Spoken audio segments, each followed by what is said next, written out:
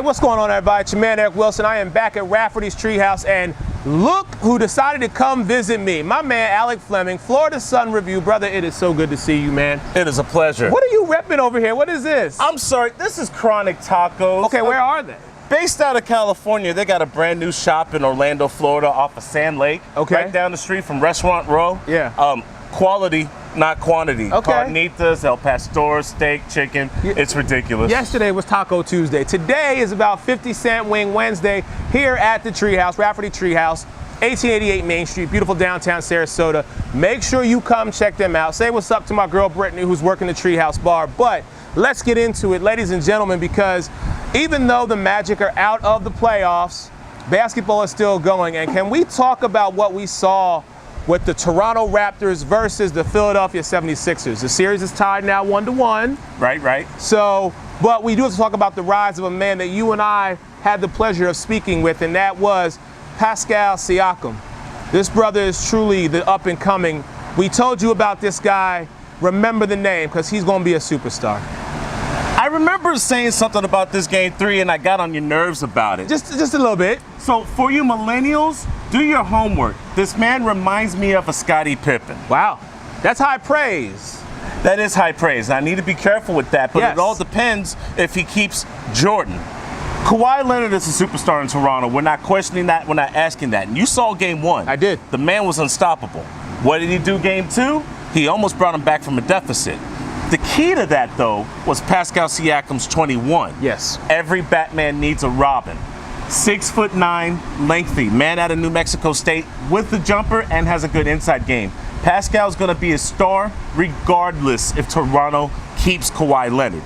If Kawhi stays, problems in the East. Okay, so what we're basically saying, based on what your analysis is that Toronto has become the new #1 in the Eastern Conference. People may not know it yet, but after Boston gets rid of Milwaukee after 5 or 6 games. Oh, you really think Boston and Milwaukee, Boston's going to be the victor? You do realize there's a young man playing on Milwaukee by the name of Giannis. Absolutely. So, but you're still saying Kyrie and all the handles, Gordon Hayward and all them boys are going to be able to stop the Milwaukee Bucks? The Greek Freak is doing his thing, but he's not the issue. The key in Milwaukee is Malcolm Brogdon. They shot lights out in the third quarter last night and went on a 28-2 run. Okay. But that's not going to be consistent. Boston already got the split. You know how I feel about the split. Yes. Yeah. Any team traveling on the road in the playoffs, all you're looking for is the split. That's it. They got that game 1. Okay. Kyrie Irving didn't have a good shooting night. Jason Tatum only had 5 points. He only had 5 points, ladies and gentlemen. Marquise Morris was your best player, and he shot 3 for 4 from the three-point line. Marquise Morris is your leading three-point shooter? Okay, but hold on. This is just one game. You already know that Milwaukee's going to find a way to get back what is theirs, which is home court. I agree with you, but yet here's the problem. Take away Middleton. Okay. Take away Bledsoe. All right. You just took away 50 points. How many did Giannis have? 29. All right. You have 3 players scoring dominantly 80% of the points for the Milwaukee Bucks. Now, they scored 123 last night, but with 29, 28, and 21, that's what, how's my math? 57 plus 21, 78 points? Yeah, out of 123. Where's your bench? That's right, you don't have one. Oh. You're missing Malcolm Brogdon. Are you tired of digging a knife into this team? What are you doing over here? If you're gonna cut, make sure it's sharp. Okay. All right, speaking of cutting, can we talk about Golden State for a minute? Ooh, This series is over. Really? This series is over. Before it even started? Okay, look, game 1, Houston got robbed. Yes. Game 1, Houston got robbed. A lot of bad calls. Harden should have been on the free throw line a lot. Not that last one, though. That last one where he kicked his feet out, I'm going to tell you right now. That one was a flagrant one on him, and I don't appreciate, I am very... Say what it is. Let me just say this. I do not blame the refs for a lot of things. But when your history has shown that every time you ref a particular team's game, they lose, that speaks to something. I don't know if it's gambling. I don't know if it's the fact that you just don't like the people on the team. Somebody tried to date your mother, father, sister, daughter. I don't know, and it didn't work out. What I'm saying to you is, when you a ref, you have to be unbiased 100% of the time. It kind of reminds me of Jim O'Donnell and Clyde Drexler. Yeah. Kinda. A little bit. But okay, game 1 and game 2 are two completely different scenarios. That shouldn't have been an ejection for Chris Paul at the end because he was fouled. Steph Curry should have fouled out twice. He had 5 fouls and they didn't call a foul in a minute 10 seconds off of 2 fouls. So yes, game 1, Houston was robbed. Okay. Game 2, they got outplayed. Iggy finally showed up and showed people, hey, remember me from Philadelphia? No. I'm the man too. No. Draymond Green had 15 points because they were leaving him wide open, daring him to shoot. And he did it. Exactly. And you already have the problems with Durant, Curry, and Klay Thompson. You can't think about the referee and Scott Foster when you're on the road in Golden State where you're 1-9 in the playoffs historically. All right. I'm not sold yet. I believe that Houston will find a way to make this a series. This series to me is not over. It might be over for you, but it ain't over for me. You're missing Trevor Ariza and Lou Williams. You don't need Trevor Ariza. When you had Trevor Ariza and Lou Williams, remember you were 1-2 games away from getting rid of this team last year. Whatever. You don't need it. Chris Paul is back. Him and Harden are going to make noise. This will be a series. I'm still saying that Golden State will eventually be the victor, but it's not going to be over as quick as Alex thinks it's going to be over. Only prolonging the inevitable. Whatever. All right, let's switch over to the NFL draft. And there's been a lot of talk, and Alex, I have not had a chance to talk to you. So, you are the New York Football Giants. Ooh, oh, really? Okay. You are the number 6th. You have the number 6th overall pick in the first round. Oh. There is a plethora of talent at your disposal. We already know that Kyler Murray's gone. You already know that Nick Bosa's gone. Quinnen Williams is gone. A guy by the name of Farrell is gone. He's gone to Oakland.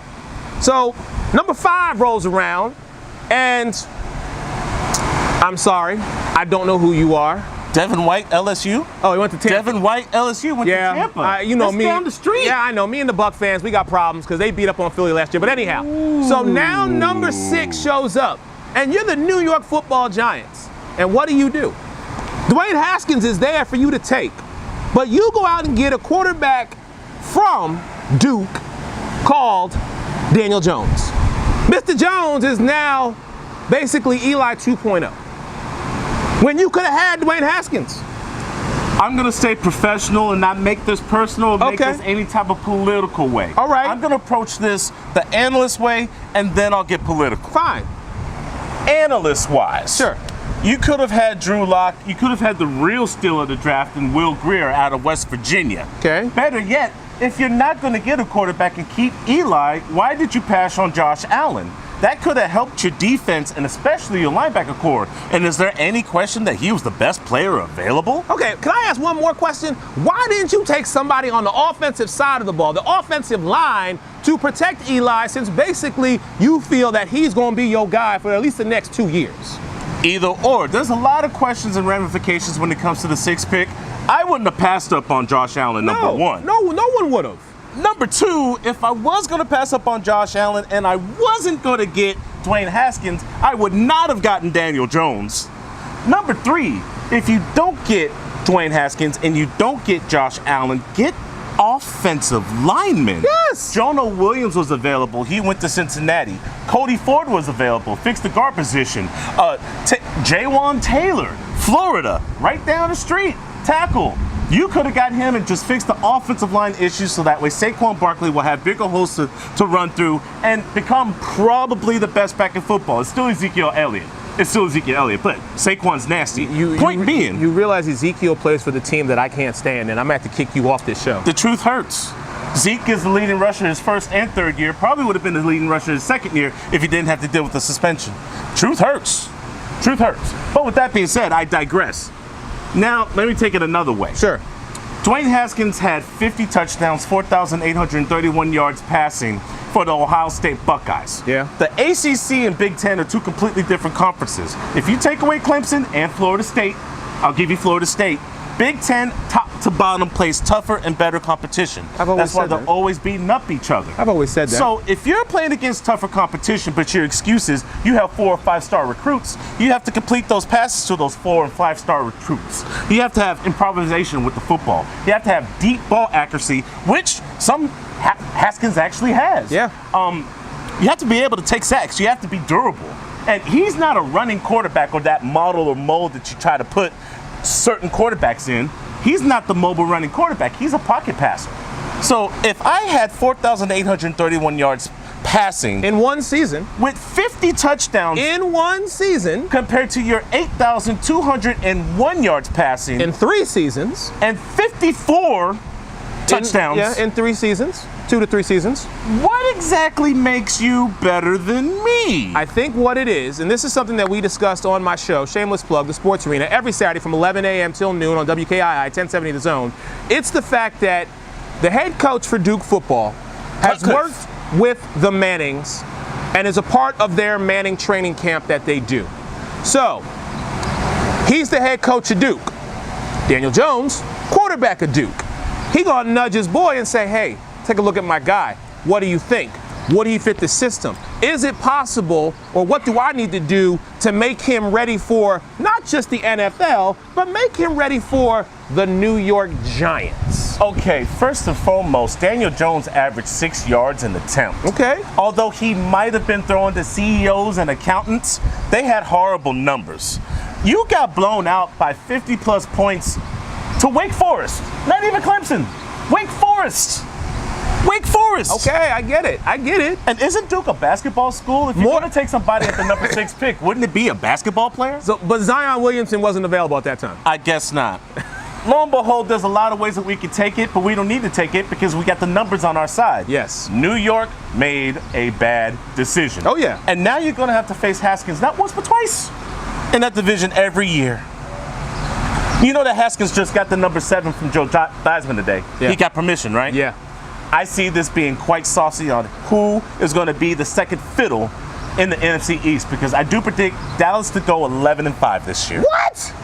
Look at the schedule. I looked at the schedule. I looked at all 32 teams. I expect to look at the NFC East. I'm in the NFC East. Yeah, Philadelphia Eagles. Yes. You seen your schedule? Yes. I feel sorry for you. What? Yeah, it's going to be rough. You got to be out your... Let me just say this when it comes to the reigning defending 2017 world champion Philadelphia Eagles. If you think the Dallas Cowboys are going to go 11-5 and win that division, I'll see you come January when they're hoping, wishing, and praying for a playoff spot. Meanwhile, we're sitting atop of the division, rightfully so, where we belong, and we back on top of the mountain. That's fine. I'm going to save all that. I'll bet you a smoothie. All right, this time, January 2020. Dallas Cowboys win the division? No. This man owes me a smoothie. Fine. You can say whatever you want. Matter of fact, Alex, I want you back here, right here, Rafferty's Treehouse, August 24th for our preseason show. That's what I want. Because when we do our preseason show, when we break down every single one of the 32 teams in the NFL, I want you front and center when we start talking about the NFC East. That's what I want. Oh, I'd love it. I'd love it. Alex is coming back August 24th. Might be back before that. I might head over to Melbourne and hang out with him for a minute. Man, I love this brother.